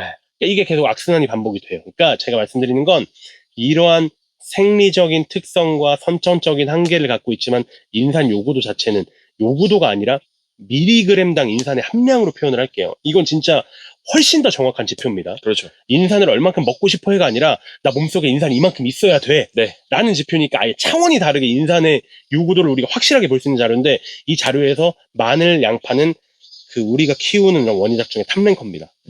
그렇기 때문에 인산을 흡수 가능한 형태로 자주 여러 번 많이 넣어줘야 된다는 거예요. 그리고 저희 MP 그러니까 스타터비료 얘기할 때 그 자료가 사실 마늘 양파에서 나왔던 자료 아닙니까? 맞아. 무한 양파에서 썼던 세미나 했을 때 내가 했었던 자료. 구독 부탁드립니다. 맞아. 그만큼 이제 인산이 중요하고 인산을 좀 분시해 주는 게 굉장히 중요한데. 나 얼마 전에 이거 얘기하니까 또 지역 얘기할게요. 네. 춘천 그 소양강 부추 연구회 세미나 했었어요. 얘기해도 되지? 네, 그럼요. 그리고 심지어 거기 회장님이 보고 계실 겁니다. 저 딱복 주셨습니다. 세미나하러 갔는데 그 세미나하러 갔는데 잠깐 차 일로 오라고 해서 가보니까 딱복 주셨습니다. 근데 근데 저희는 이거 안 받고 저희 농민만 보고 가겠습니다. 막 이런 말 하는 사람들인데 거기에서 이제 나 딱복 받았다? 야, 이런 얘기를 하면 조졌네. 물론 그 세미나 되게 열심히 했어, 그래도. 그러니까 세미나를 열심히 해서 주신 거죠? 예쁘다고. 네. 아니, 그러니까 농대남들로서 아이, 주신 게 아니잖아요. 근데 그죠? 농대담 보시고 주신 거. 농대담 보니까 딱복 타령하길래 주셨다고 하셨는데. 좋은 의미로 또 주신 거니까. 그만큼 또 제가 열심히 네, 하겠습니다. 네, 네. 거기서 더 기여하도록 하겠습니다. 네. 근데 이 얘기 왜 하는 거냐면, 부추거든요. 네. 제가 부추 세미나 몇 번 할 때, 부추도 결국엔 양파 마늘이랑 비슷한 친척이잖아요. 그렇죠. 근데 부추는 파종을 해서 이렇게 육묘를 하지 않습니까? 네. 뭐 근데 그거 할 때 제가 세미나 때 몇 번 이렇게 했던 게, 실험 결과는 없습니다만 네. 제가 생각할 땐 무조건 되니 네. 저를 한번 믿어보시고 실험을 해보실 분은 그 폴리인산에다가 네. 침지시키신 다음에 파종을 한번 해보십시오 라는 얘기를 몇 번 했었잖아. 하동에서도 하고 네네네. 춘천에서도 하고 뭐 어디에서도 하고 했었는데, 사실 농가분들이 검증된 결과가 있으셔도 잘 안 하는데, 바꾸시기 힘들죠. 검증되지 안 하지. 네. 근데 딱복을 주셨던 분께서 네. 이거를 하셨다고 하십니다. 오. 해보셨다고. 어떻게, 결과가 바로 나오셨을 것 같은데. 너무 잘 됐대요. 제가 여기서 그래서 제 말이 맞아요라는 얘기를 하고 싶은 게 아니라, 인산이 그렇다고. 인산이 그만큼 중요하다. 인산이 이런 인경채로 백합과 작물들, 알륨과 작물들에서는 인산이 진짜 중요한 역할을 한다고. 네. 그 얘기를 꼭 지금 제 경험으로 말씀드리고 싶어요. 예. 그러니까 첫 번째로 저희가 지금 말씀드리는 게 질소 줄이고 인산을 좀 올려줘라라고 하는 거에서 이제 인산 말씀드린 겁니다, 지금. 인산이 지금 양파, 마늘 같이 이렇게 뿌리가 좀 짧고, 그 다음에 인산을 많이 좋아하는 친구들한테는 꼭 필수적으로 좋은 인산이 들어가는 게 뭐 당연히 좋겠지만, 그럼에도 불구하고 어느 정도 인산이 조금 들어가 주는 게 필수적으로 필요하다라는 걸 지금 계속 말씀드렸고. 맞습니다. 그러면은 이제, 칼륨, 칼슘도, 네. 근데 칼륨, 칼슘이 어떤 역할에서 중요한 역할을 하는지보다 그냥 그래프로 보시는 게 제일 확실하실 것 같은데. 그러니까 이 그래프처럼 유지를 해야 되는 거야. 이 네. 그래프처럼 유지를 해야 되는데, 우리나라 관행은 그렇게 유지가 안 된다니까. 그렇죠. 질소, 칼륨, 칼슘이라니까. 근데 질소, 칼륨, 칼슘을 붙여야 되잖아. 그렇죠. 그러니까 질소도 줄이고, 그러니까 지금 손 좀 줘볼래요? 이게 질소, 이게 칼륨, 이게 칼슘이에요. 우리나라는 이렇게 줘요. 그렇죠. 근데 이게 그래프 모양으로 바꾸려면 아니죠. 얘 맨 처음에 내려가고. 질소를 내리고 네. 칼륨을 올리고 네. 칼슘을 올려야 되는 그렇죠. 거예요. 그러니까 이 모양 바꾸자고. 네. 그게 끝이에요. 맞아요. 이거는 오레곤 대학교에서 입증을 한 결과잖아요. 네. 이렇게 하셔야 되는 겁니다. 예. 근데 저는 여기다가 한 가지 또 첨언을 하고 싶은 게, 어찌됐건 얘는 월동을 해야 되는 작물이잖아요. 네. 월동을 할 때 저는 가장 중요하다고 말씀드리는 것 중에 하나가 칼륨, 그 다음에 칼슘을 말씀드려요. 어찌됐건 월동을 잘할 수 있게 만드는 거. 그러니까 월동을 못하게 하는 거는 많이들 알고 계세요. 질소 많이 주면 월동 잘 안 된다. 이건 알고 계시는데, 칼슘하고 칼륨을 많이 주게 되면은 어찌됐건 월동하는데 굉장히 유리해집니다. 인산도 마찬가지예요. 네. 예. 그래서 인산도 마찬가지예요. 이런 친구들이 조금 더 들어갔을 때 월동을 더 잘할 수 있게 만들어 줄 수 있으니까, 특히나 월동을 하는 작물, 마늘하고 양파 같은 경우에는 초반에도 칼슘하고 칼륨을 좀 넣어주시는 게 좋겠다라고 말씀드리고 싶었어요. 왜 우리 겨울에 네. 사골국물 딱 먹고 나가면 밖에 나가도 덜 춥잖아요. 국물, 따뜻한 국물만 먹어도. 네. 속이 뜨뜻해지니까. 그렇죠. 마찬가지거든요. 그러니까 양파 마늘뿐만 아니라 월동을 하는 뭐 과수류도 마찬가지고, 다 모든 애들은 이 몸 안에 그 뭐라고 해야 되죠? 전해질이라는 표현을 써야 되나? 아무튼 지금 액체 상태로 뭔가 그러니까 물의 농도를 조금 높이는 게 도움이 됩니다. 월동하는 애들은 네. 그 안에 체내에 지금 있는 물 있잖아. 네. 물이 좀 짜지면 좋아요. 그러니까 뭐 안에 뭐가 많이 들어가 있으면 좋다는 거죠? 우리 똑같은 거라니까. 우리도 사골국물 먹으면은 속이 네. 뜨뜻해지는 것처럼 양파 마늘도 네. 이 몸 안에 있는 물의 농도가 높아지게 되면, 그러니까 소금물은 안 얼잖아. 그렇죠. 근데 바닷물은 안 얼죠.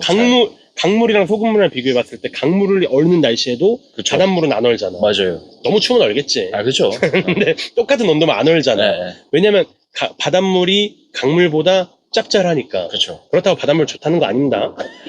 지금 오해하시면 안 돼요, 또 이게. 나도 지금 예로 들면서 흠칫했던 게, 그럼 바닷물 뿌려야겠네. 그 얘기 하는 거 아니에요. 네. 바닷물이 안 온다는 이야기. 왜냐면 바닷물이 소금기가 있어서 더 농도가 높으니까. 네. 그러니까 농도를 높게 만들어줘야 되는데, 그 농도 높게 만들어주면 양파 체내에 양파 체내에 지금 돌아다니고 있는 그런 양분들의 양을 늘려주면 되는 거잖아. 그렇죠. 그러니까 이게 우리가 사실 뭐 감사시비의 개념에서도 많이 쓰는 개념인데 맞아요. 그럼 물과 함께 잘 돌아다니는 그런 친구들이 뭐가 있냐? 칼륨, 인산, 칼슘이라는 거지. 네. 미량 요소는 안 돼요? 미량 요소도 돼. 네. 근데 문제는 뭐냐? 미량 요소는 말 그대로 미량만 줘야 되잖아요. 그렇죠. 미량이니까.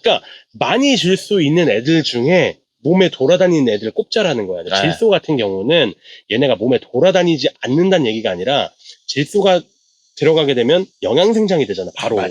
네. 근데 영양생장이 많이 된 친구와 영양생장이 적당히 된 친구를 비교하면 똑같이 한파가 왔을 때 영양생장이 많이 된 친구들이 당연히 그 동해라는 환경에 노출될 위험이 더 커지잖아요. 그렇죠. 그렇기 때문에 질소는 우리가 줄여야 된다라는 거고 네. 동해를 막기 위해서 월동을 잘하기 위해서는 질소 외에 몸에 돌아다니는 양분들 특히나 많이 돌아다녀도 장애가 없는 다량 원소들 인산, 칼륨, 칼슘들을 많이 넣어주자라는 개념이 이 개념인 거죠. 맞습니다.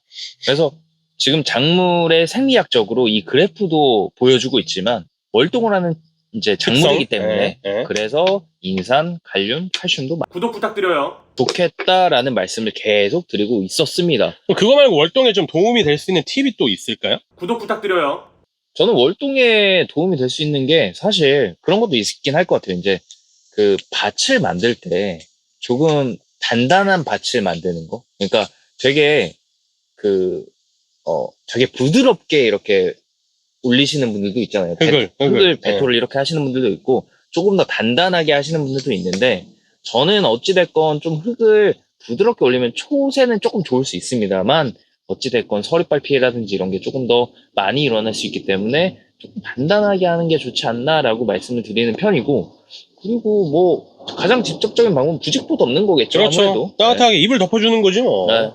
그거만 한 게 사실 없는 것 같아요. 그게 사실 1등이죠. 뭐 외적으로 저희가 양분 얘기도 하고 뭐 땅 얘기도 금방 했지만 그거보다도 제일 중요한 거는 이불 덮어주는 게 가장 직효적이고 효과가 제일 좋고 그걸로도 안 되면 뭐 터널 같은 거 치면 더 좋고 아니 어렵지만 네. 근데 그럼에도 불구하고 그러면 양분적으로 좀 도움이 되는 방법이 없겠냐라고 했을 때 결국 이것도 그 양분 그러니까 스트레스잖아요. 그렇죠. 그러니까 스트레스를 경감해 주는 애들 스트레스 상황에서 활성산소를 좀 경감시켜주고 잘 자라게 하는 친구들이 폭넓게 도움이 되겠죠. 맞습니다. 그래서 우리가 되게 쉽게 꼽을 수 있는 게 일단 첫 번째로 칼슘. 칼슘 연면시비가 저는 후기가 아니라 이렇게 월동하기 전에도 칼슘 연면시비가 되게 필요하다고 생각을 해요. 저도 충분히 들어갈 수 있는 시기라고 생각합니다. 근데 안 하시는 분들 많아요. 원래 안 하셨죠? 그 방제도 안 하셨는데 뭐. 근데 이제 방제를 하시니 이게 방제를 하는 게 뭐 좋은 건 아니지만 날씨가 변해서 방제를 하시는 분들이 생겼으니 이때도 근데 칼슘제 혼용 어렵잖아라고 하지 마시고 가능하시면 칼슘제는 좀 연면시비 형태로도 좀 이런 식의 이렇게 공급이 돼야 돼.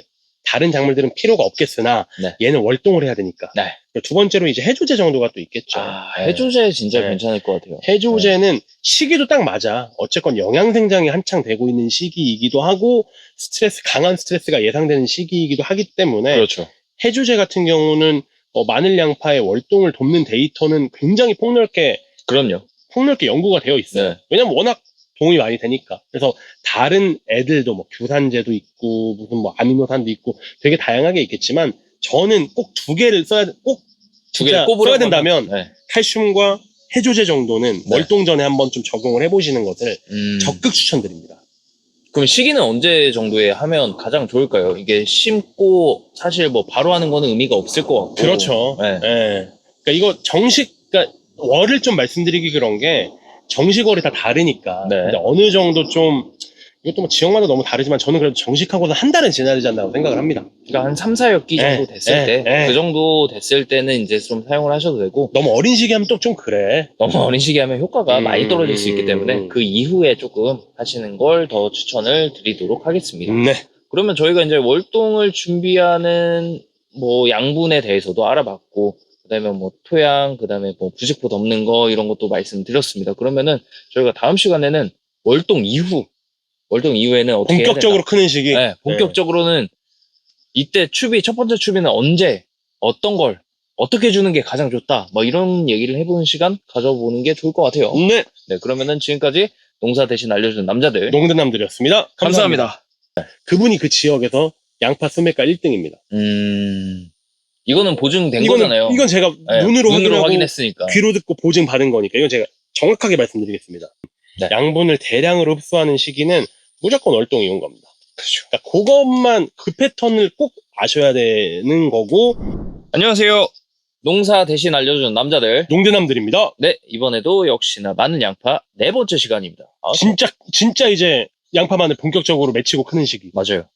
진짜 이제부터 생육 시작. 음. 저희가 말하는 거예요.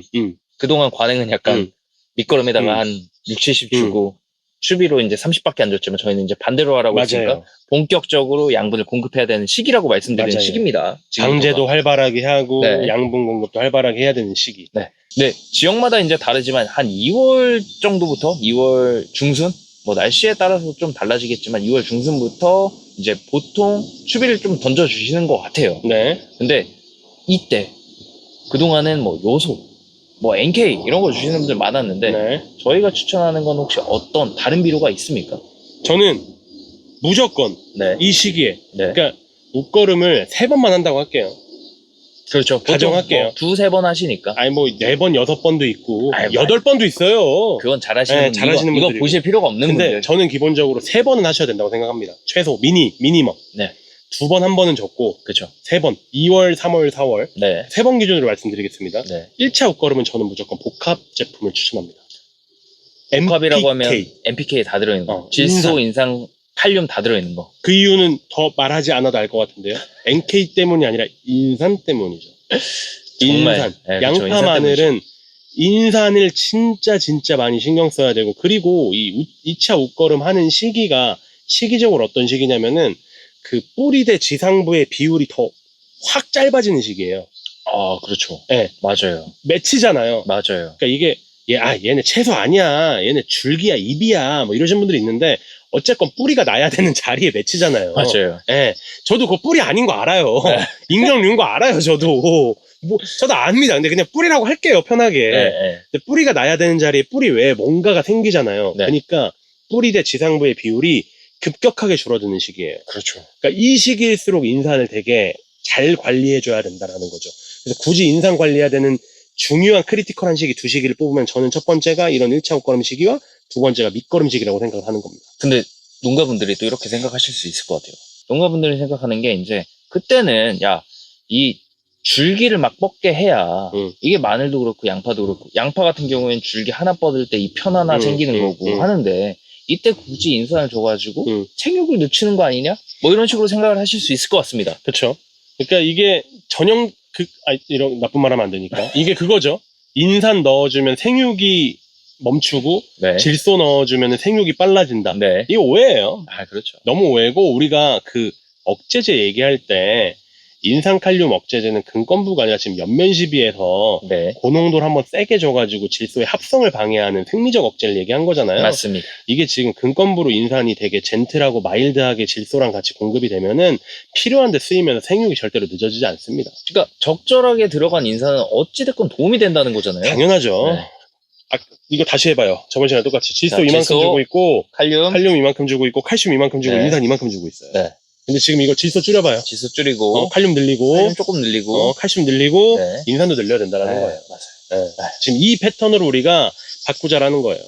바꾸기 위해서는 최소 인산을 기비로 처리하는 것만으로는 절대량이 무조건 부족하니까 1차 옷걸음은 그래도 인산으로 하자. 네. 그리고 그 NPK가 들어간 복합 제품이랑 후에 제가 추천드릴 2차, 3차에 들어가는 좀 이제 NK 계통의 제품들이랑 보면은 NPK 얘들이 조금 그러니까 조금 천천히 녹습니다.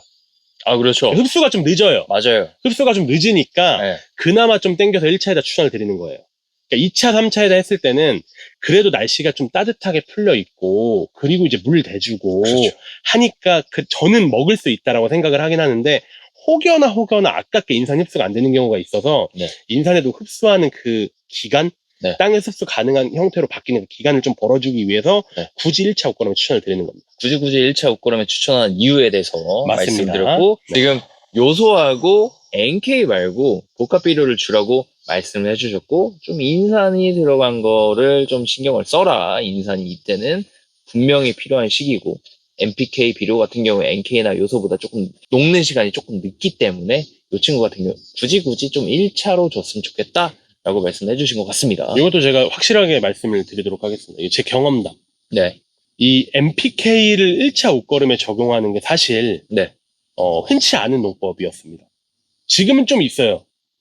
완전 네. 완전 그냥 말도 안 됐죠. 왜 밑거름을 웃거름으로 줘? 네. 왜 밑거름 비료를 웃거름에다 줘? 약간 이랬죠. 근데 이거 진짜 저희 자신 있게 얘기합니다. 이거 한국에서 제일 많이 얘기하고 다니는 사람 누군지 아십니까? 근데 그거 논란 있어요. 있어요? 아니, 그럼 이거 하지 말고. 백종원 같은 느낌으로. 오케이. 네. 내가 했어. 아니, 알잖아, 이거. 그럼 안 이거 돼요. 얘기하지 말고. 네. 백종원. 자, 근데 MPK를 1차 옷걸음에 주는 걸 우리가 진짜 옛날부터 얘기 많이 했어요. 그렇죠. 그리고 지금 시장에서 MPK가 적용이 됐다라고 보긴 어려운데, 네. 그거에 대해서 팬덤이 생겼습니다. 맞아요. 그러니까 1차 옷걸음은 MPK 줘야지. 그렇죠. 라고 믿어 의심치 않고 하시는 분들이 있어요. 아직까지 소수긴 하지만. 근데 그분들이 왜 하겠어요? 좋으니까. 해보니까 잘 되니까. 그리고 내가 실제로 아는 사람이 도움받은 거. 그러니까요. 제 거래처 중에 아버님이 양파 농사 하시는 분이 있는데, 그죠. 그분이, 지역은 얘기 안 할게요. 네. 특정적이니까. 네. 그분이 1차 옷걸음으로 MPK를 주십니다. 그렇죠. 정확하게 저희 가이드대로. 네. 그리고 2차, 3차도 저희 가이드를 주십니다. 네. 그분이 그 지역에서 양파 수매가 1등입니다. 이거는 보증된 거잖아요. 이건 제가 네. 눈으로 확인했으니까. 귀로 듣고 보증 받은 거니까. 이건 제가 정확하게 말씀드리겠습니다.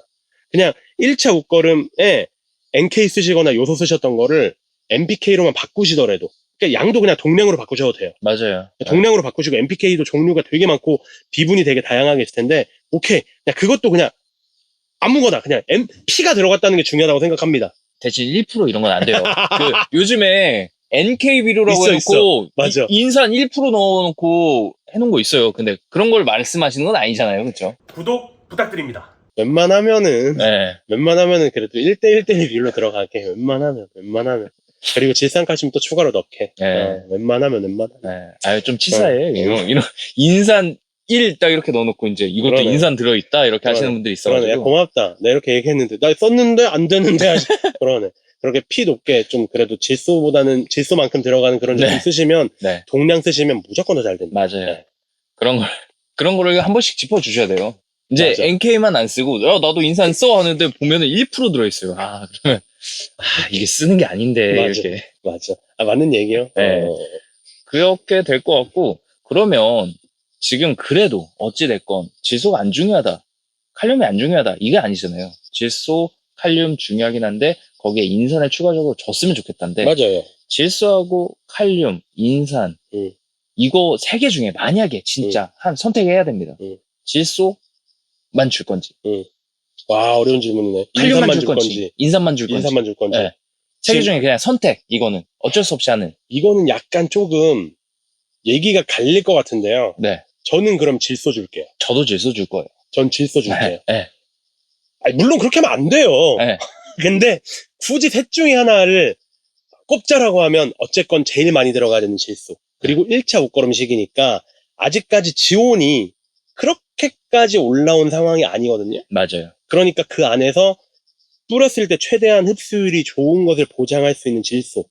그 다음 2등 같은 맥락으로 칼륨, 3등 같은 맥락으로 인산, 이렇게 꼽을 것 같습니다. 저는. 제가 이걸 왜 여쭤봤냐면, 농가분들께서 이제 저희가 인산을 너무 강조하다 보면은, 인산이 좋아 하다 보면 인산을 진짜 높은 걸 써야 되는구나, 인산을 정말 챙겨서 잘 줘야 되는구나만 기억을 하시는데, 저희가 말씀드리는 거는 질소하고 칼륨 무조건 중요합니다. 이게 극단적이야. 네. 질소하고 칼륨이 저희가 포기할 만큼, 인산을 포기할 만큼 분명히 중요합니다. 근데 여기다 더 잘 되시려면 인산까지 넣어줘야 된다는 말씀을 드리는 거지. 맞습니다. 인산만 넣어줘라 이런 얘기를 드리는 게 아니라는 거 꼭 기억을 해주셨으면 좋겠어서 이렇게 말씀을 드리는 겁니다. 맞습니다. 네.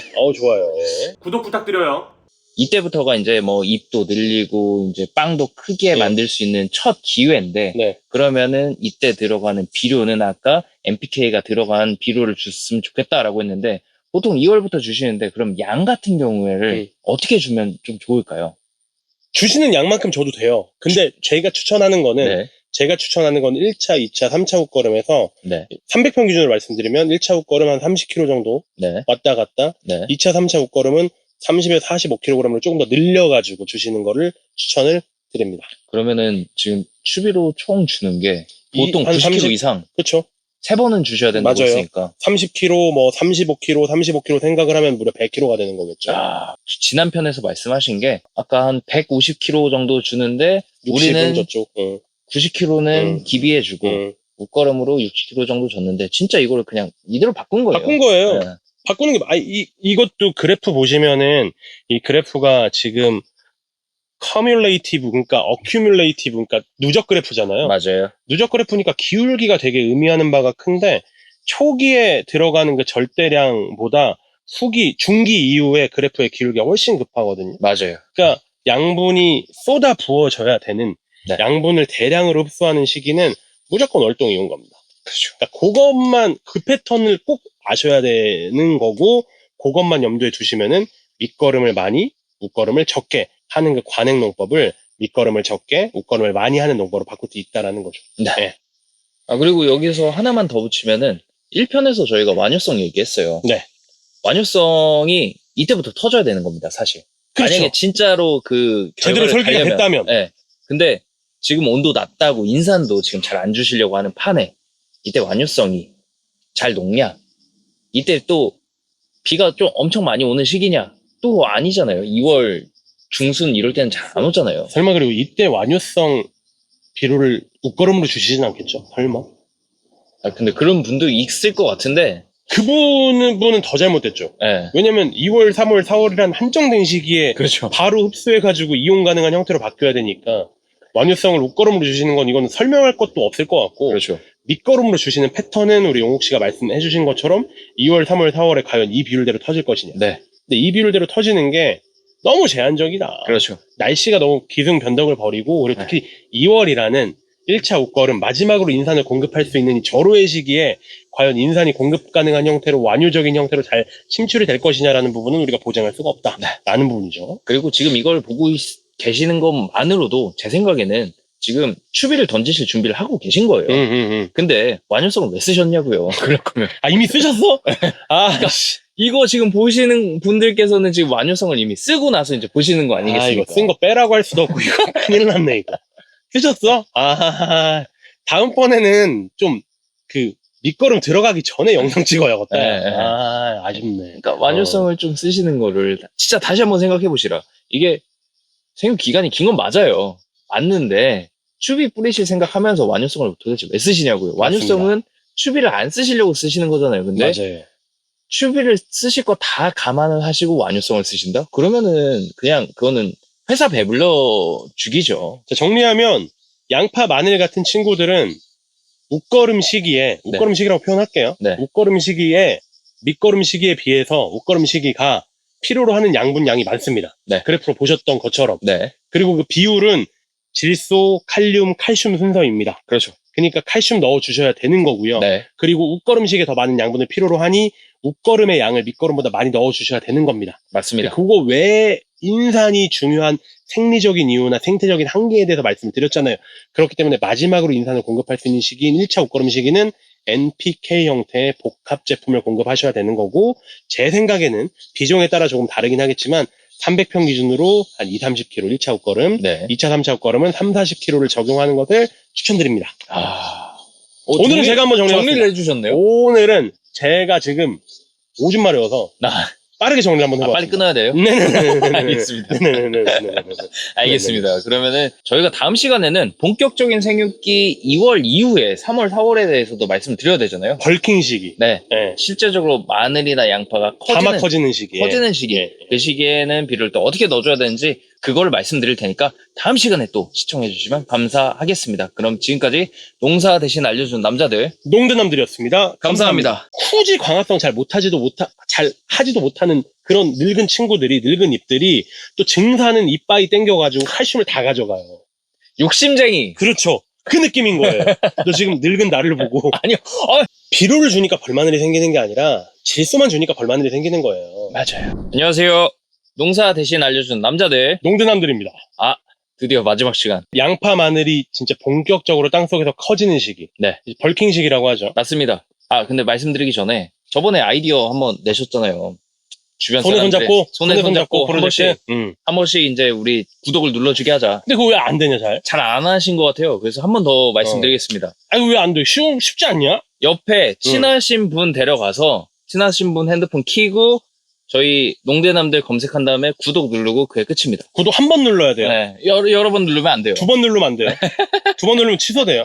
한 번. 그러면 저희 구독자가 이제 2배가 돼 있는 그렇죠. 기적을 볼 수 있는. 요거를 이제 우리가 조금 우리 힘들 때마다 한 번씩 해서 빨리 우리 파워 생기게 네네. 좀 도와주십시오. 네. 예. 네, 그럼 바로 시작해 보도록 하겠습니다. 네.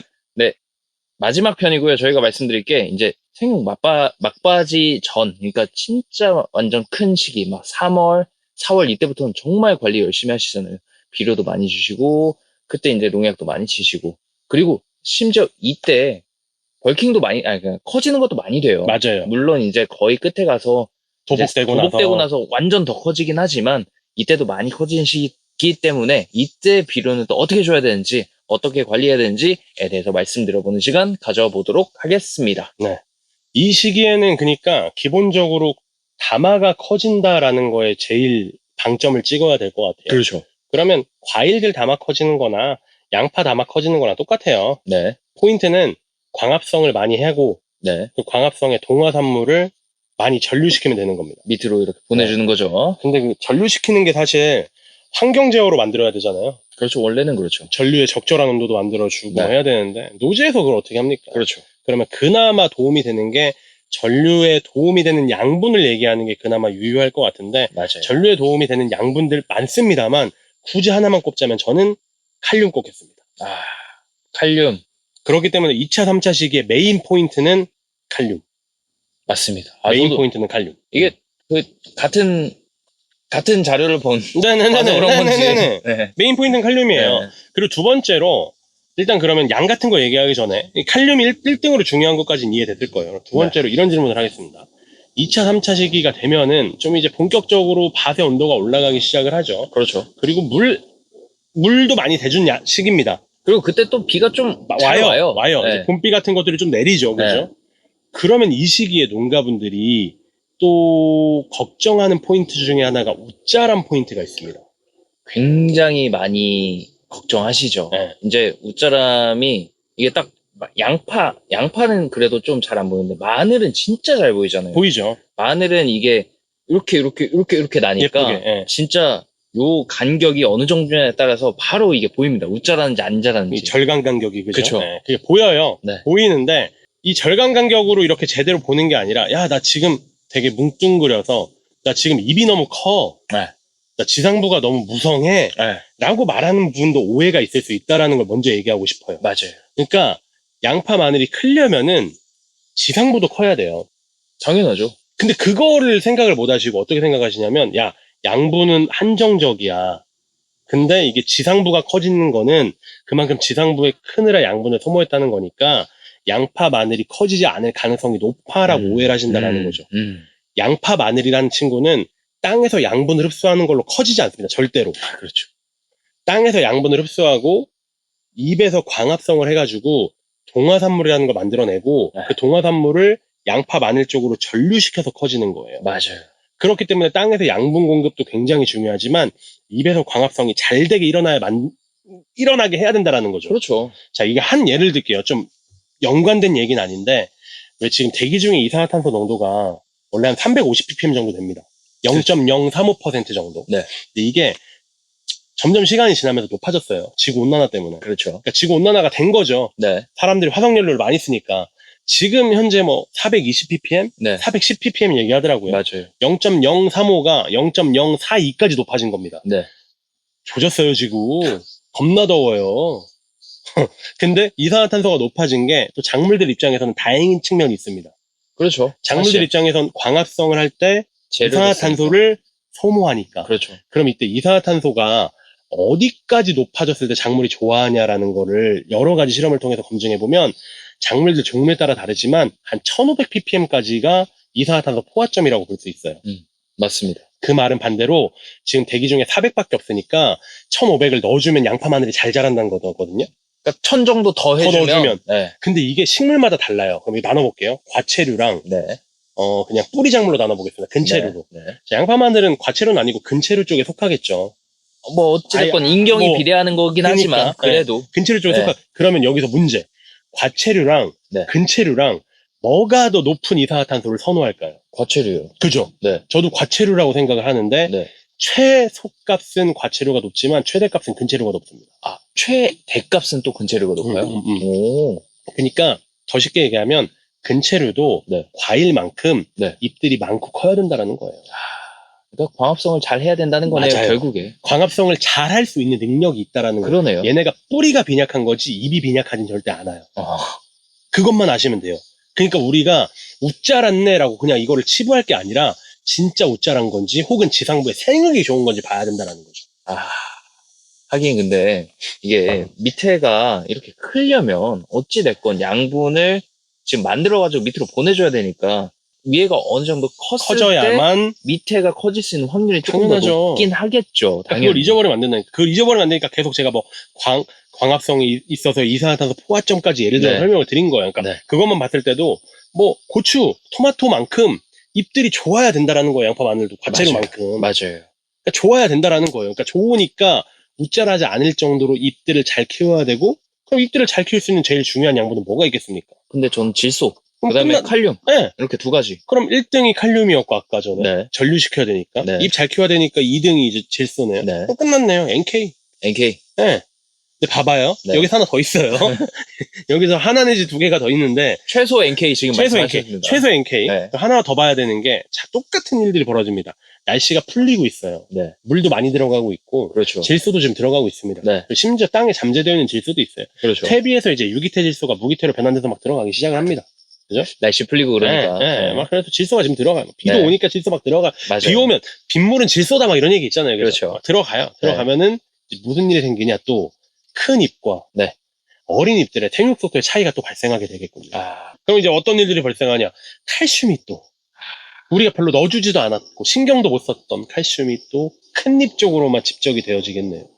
그럴 수밖에 없는 환경이 자꾸만 만들어지네요. 칼슘이 부족할 수밖에 없는 환경. 그러니까 이게 제가 칼슘 무쇠가 아니라 네. 칼슘 논제가 아니라 한국에서 농사를 짓는다는 건 칼슘과 싸워야 되는 환경들인 거예요. 환경 조건이 그러해요. 양파, 마늘은 더욱더 심각하겠죠. 그렇죠. 2월, 3월, 4월이 되면은. 네. 그러니까 큰 잎들은 칼슘이 좀 많지만 어린 잎들의 칼슘이 부족한 현상이 일어나게 되고 어린 잎들의 칼슘 결핍이 눈에 보이건 보이지 않건 일어나게 됩니다. 네.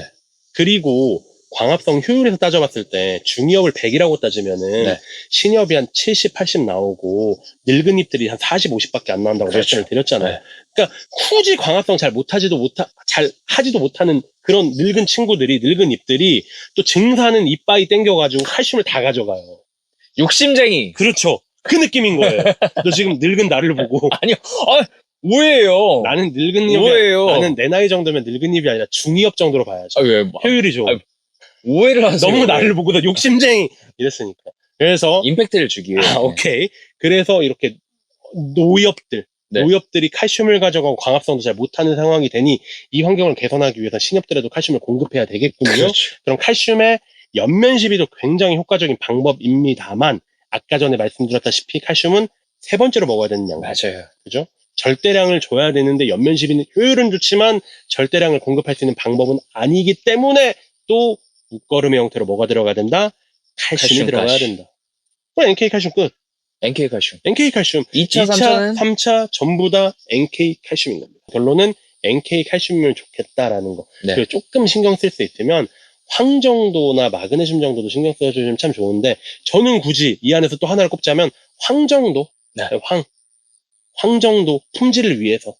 예, 밑거름에도 넣어주셨어야 되지만 밑거름에도 가능하면은 황 정도 좀 넣어주시면 참 좋겠다. 네, 라는 맞아요. 것까지 생각을 합니다. 황은 좀 주시면 확실히 마늘 양파에는 확실히 도움 될 것 같고 그 황의 형태는 저는 유기황은 아니고요. 무기황으로 주셨으면 좋겠습니다. 꼭. 요 차이는 나중에 저희가 영상에서 또 설명드릴게요. 황 얘기를 하려고 하면은 또 네. 이 영상이 참 길어져요. 그쵸. 근데 유기황을 줄여서 또 유황이라고 하시는 분들도 있더라고. 네. 그러니까 뭔지 모르겠어요. 이게 표현이 유황이 그냥 황인 것 같기도 하고 유기황이 유황인 것 같기도 하고 모르겠습니다. 하여튼 그런 부분 용어 정리까지 해서 좀 정리를 해드리도록 하고 황 얘기 나와가지고 이거는 전혀 검증된 자료가 아닙니다. 그냥 저의 생각입니다. 네. 저의 경험담 생각인데 양파 마늘이라든가 쪽파라든가 대파 같은 애들 있잖아. 네. 그런 애들이 좀 잘 되고 유명한 지역을 보면은 네. 좀 이제 유황온천에 있는 데도 좀 있어. 예를 들어서 대파. 예산 같은 데 봐봐. 예산 쪽파 쪽파. 유명하잖아. 네. 예산 근처에 유황온천 있어요. 아, 거기, 네. 아산. 어. 아산 온천. 그런 데 있어. 네. 그리고 막 또 창녕에 마늘 유명하잖아. 네. 내가 알기로 아마 창녕에 또 온천이 또 있을 거야. 아, 그래요? 그러니까 네. 이게 약간 양파 마늘이 네. 황을 되게 좋아해. 네. 황을 좋아하는데 그 황이 있으면 토양의 pH가 낮아져. 그렇겠죠. 그러니까 양파 마늘이 황을 좋아하니까 pH가 낮은데도 잘 자라게 스스로를 뭔가 진화하고 그만큼 황을 더 흡수해가지고 알리신을 합성해서 향미를 높이는 쪽으로 진화를 하지 않았나. 네. 그래서 양파 마늘이 잘 자라는 지역을 보면은 그 토양 검정을 했을 때 황함량이 제 기준으로는 네. 제 경험으로 내가 모든 걸 다 경험할 수는 없으니까 네. 내 경험으로는 다른 지역에 비해서 황함량이 좀 높은 지역들이 많았다. 근데 어느 정도 합리적이긴 하네. 그 장소를 생각을 해보니까. 그래서 그만큼 황을 좋아하는 친구들이니 황도 조금 공급해 주시는 거를 고려해 주셨으면 좋겠다까지 정리를 해드리도록 하겠습니다. 알겠습니다. 정리를 마지막으로 한번 해보겠습니다. 네. 그러면은 지금 저희가 질소 중요하다고 말씀드렸고요. 잎 키워야 되니까. 네. 칼륨 당연히 비대시켜야 되니까 중요하다고 전류시켜야 되니까. 전류시키고 비대시켜야 되니까 굉장히 중요하다고 말씀드렸고, 칼슘 연면 시비로 다 채울 수 없으니까 칼슘까지 주셨으면 좋겠다. 맞습니다. 여기다가 추가적으로 황 정도는 좀 신경 써서 주셨으면 좋겠다라고 말씀드렸고, 저는 맞아요. 유기황은 아닙니다. 유기황 아니고 무기황으로 주셔야 돼요. 꼭 기억하셔야 돼요. 무기황이 뭔지는 검색해 보시기 바랍니다. 무기황으로 주세요. 나중에 이건 또 우리 다루자. 특집편으로 네. 해가지고 네. 유기황 자체가 되게 유명하니까 네, 뭐 유황, 황, 뭐 황산 마그네슘 이런 거 다뤄보자고요. 네. 알겠습니다. 그렇게 좀 진행을 해주셨으면 좋겠는데, 근데 저희 이거 마지막으로 다루고 끝내죠. 비료 그러면 언제까지 줘도 됩니까? 왜냐면 저희가 항상 걱정인 게, 어떤 비료를 주냐에 따라서 물론 그 비효가 달라진다는 거 다 알고 계실 겁니다. 뭐 완효성을 주면은 끝까지 가니까 이때 완효성을 주시진 않겠죠. 네. 근데 보통 저희가 추천하는 게 한 4월까지는 줄 수 있다고 말씀드리잖아요. 네, 맞아요. 근데 뭐 5월. 이게 종에서도 다르고 뭐도 네. 다르고 막 한다고 하지만 5월에도 주시는 분 분명히 있어요. 계시고요. 있어요. 3월에 딱 끊으시는 분도 계십니다. 있어요. 막 벌마늘 생긴다고. 맞아요. 도대체 언제까지 줄 수 있는 겁니까? 그러니까 요거는 제가 딱 답을 말씀드리면 그러니까 수확 한 달 전에 저는 끊고 싶어요. 네. 그러니까 한 달은 비절을 시키고 싶어요. 그러니까 6월에 수확하면 5월에 네. 맞춰야 된다. 네. 한 달은 시키고 싶은데 이게 그 뭐라고 해야 되죠? 생육 상황 때문에 네. 막 수확 2주 전에도 비료하시는 분들 분명히 있거든요. 아, 있죠. 있어요. 네. 있을 수밖에 없어요. 지금 저 이거 잠깐 쉴 때 전화 받았는데 사과 하시는 분도 대부분의 경우에는 한 달 전에는 비절 시키려고 하잖아요. 한 달이 뭐예요? 과수니까 막 그렇죠. 한 달보다도 훨씬 더 그 전에 비료 주고 끊으려고 하지. 근데 지금 이분은 수확 2주 남았는데 좀 비료 주시려고 하시는 거예요. 그 이유가 날씨가 지금 올해 이러니까 담화가 너무 잘 돼요. 네. 그러니까 그거라도 키워야 되니까 네. 지금 비절이고 뭐고 간에 2주 전에 지금 비료를 밀어넣으려고 하는 거죠. 어. 지금 그런 상황이에요. 그러니까 양파 네. 마늘에도 이런 일이 벌어질 겁니다. 네. 그래서 만약에 진짜 한 달이 아니라 비절 기간을 짧게 가져가셔야 되면은 반드시 속효성 형태. 그러니까 빨리 녹고 진- 빨리 네. 흡수가 되는 네. 형태. 반드시 속효성 형태. 그리고 물도 네. 이 시기에 좀 절수하려고 하지 마시고 비료 주시고 나서는 물을 그래도 최대한 네. 좀 공급을 하셔가지고 비료가 좀 빠르게 흡수 가능한 이온화 형태로 소화되게 좀 만들어 주실 필요가 있다라고 생각이 되어지고 네. 그렇게까지 안 가시는 그냥 전형적인 평소의 대기상의 관행적인 농법에서는 저는 한 달 전까지는 비료를 주셔도 된다고 봅니다. 대신에 막 요소 이런 거는 좀 그렇죠. 에이, 요거는 또 변한 단계도 있고 네. 그리고 아까 전에 벌마늘 참 잘 말씀해 주셨던 게 비료를 주니까 벌마늘이 생기는 게 아니라 질소만 주니까 벌마늘이 생기는 거예요. 맞아요. 질소만 주니까 2차 생장을 하는 거예요. 맞아요. 생식 생장을 해서 잎이 마늘로 바뀌어야 되는 친구가 잎이 나면서 벌마늘이 생기는 거예요. 그렇죠. 이거는 진짜 질소 때문이에요. 그냥 질소가 많이 들어가서입니다. 비료를 네. 많이 넣어서가 아니라. 네, 그러니까 아까 전에도 말씀드렸다시피 지금 NK 칼슘 형태로 질소가 높지 않은 형태를 주게 되면은 한 달 전까지 줬을 때 무슨 뭐 이게 벌마늘이 생겨요, 뭐 애들이 뭐 뿌리가 썩었어요, 이럴 염려는 굉장히 줄어들게 돼요. 맞아요. 그러니까 저희가 말씀드렸던 한 달 기준은 N 기준이 아니라 NK 칼슘 기준으로 말씀을 드리는 겁니다. 맞습니다. 속효성 NK 칼슘 기준. 네. 예. NK 칼슘 꼭 2차, 3차에는 주시면 좋을 것 같고. 아까 전에도 말씀드렸던 것처럼 양파 마늘 염려 약해요, 안 약해요? 약하죠. 뿌리 이만큼밖에 안 하니까. 네. 근데 굳이 여기서 또 이제 염화가리, 염화칼슘 주면 그것도 얘기 안 해도 되잖아요, 그거는. 솔직히. 우리 염화가리, 염화칼슘 너무 많이 얘기했잖아. 아니, 그죠? 1편에서부터 자꾸 저희 이제 염려에 약하다 이런 네. 말씀 드렸는데 네. 굳이 염화가리 치시는 분은 얘기하지 않을게요, 그러면. 네. 네. 이 정도는 이제 좀 이해하고 계실 거라고 알겠습니다. 믿습니다만 한 번 더 짚어주셨으니까 네. 염화가리는 쓰지 말아주세요 네. 라고 말씀드리고 싶고 염화칼슘도. 요소도 쓰지 말라고 말씀드리고 네. 싶고요. NK 쓰시고요. NK에다가 칼슘까지 들어가 있는 제품들 요즘 많이 나옵니다. 많이 나와요. 많이 나오니까 그 중에서 여러분이 원하시는 거 골라서 사용하시면 되겠습니다. 야, 근데 양파만을 길게 찍었다. 그지? 5편 찍었으니까. 길게 찍었다. 아니 근데 배추랑 똑같아요. 그러네. 네. 근데 이게 또 중요하고 다 아시는 내용일 수도 있는데 또 잊고 계신 내용들이 있으니까 어쨌건 요는 밑거름 줄이시고 웃거름에 투자하시고 밑거름이랑 1차 웃거름 정도는 NPK로 가시고 그리고 웃거름은 NK 칼슘으로 가시는데 칼슘은 초기부터 넣어주시고 이 내용이 포인트예요. 그냥. 맞아요. 예, 예, 예. 아, 목이 가셨어요. 이게 포인트입니다. 저희가 지금 요거는 지금 밑거름 시기에 사실 다 영상을 올릴 겁니다. 네네네. 왜냐면 이제 여러분들이 농사를 길게 보시고 아 이렇게 해야겠다 계획을 하시기 위해서 저희가 이렇게 올리는 건데 네. 그 중요한 시기에도 저희가 다시 한번 또 영상을 더 자세하게 네. 해서 올릴 테니까 댓글 많이 달아주시고 또 필요한 작물 있으시면 또 댓글 많이 달아주시면 저희가 그 작물에 심는 시기에 맞춰가지고 조금 더 영상을 제작해 보려고 노력할 테니까요. 저희 구독, 좋아요, 알람 설정해 주시고 하이프. 네. 하이프까지. 하이프까지. 예, 예, 예. 그리고 손에 손 잡고 프로젝트. 그냥 어렵지 않아. 그냥 옆집. 네. 옆집 혹은 배우자. 네. 혹은 친구. 네. 혹은 자식. 아, 농사 지으시는 분들. 아, 그치. 네. 농사 지으시는 분들. 네. 핸드폰 뺏으셔서 네. 유튜브 켜시고 농대남들 치셔서 들어가신 다음에 구독 버튼 한 번만 한 번만 누르기. 누르기. 네. 네. 손에 손 잡고 프로젝트. 네. 여기까지 부탁드리도록 하겠습니다. 네, 지금까지 마늘 양파 알아봤고요. 다음 시간에는 어떤 거 할지 모르겠지만 저희가 또 애프터 서비스 항상 잘 해보도록 하겠습니다. 네. 지금까지 농사 대신 알려준 남자들 농대남들이었습니다. 감사합니다. 감사합니다.